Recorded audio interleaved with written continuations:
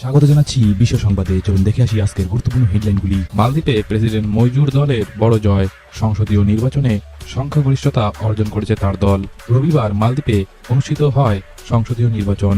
সেখানে প্রেসিডেন্ট মইজুর নেতৃত্বাধীন people's national Congress 60টির বেশি আসনে জয়লাভ করে বিপুল সংখ্যাগরিষ্ঠতা অর্জন করেছে। মজার ব্যাপার হচ্ছে, মালদ্বীপের বাইরে যেসব দেশে ভোট দেওয়ার জন্য ব্যালট বক্স রাখা হয়েছে তার মধ্যে ভারতের তিরুবনন্তপুরম, শ্রীলঙ্কার কলম্বো এবং মালয়েশিয়ার কুয়ালালামপুর। পাকিস্তান সংসদ থেকে জুতো চুরি, খালি পায়ে বাড়ি ফিরতে হলো সাংসদদের।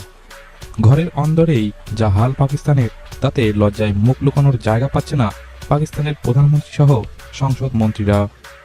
যে কোনো দেশেই গণতন্ত্রের সবচেয়ে পবিত্র স্থান সেই দেশের সংসদ, কিন্তু সংসদেই এহেন পরিস্থিতি দেখে গোটা বিশ্ব যেন পাকিস্তানের উপর হাসছে।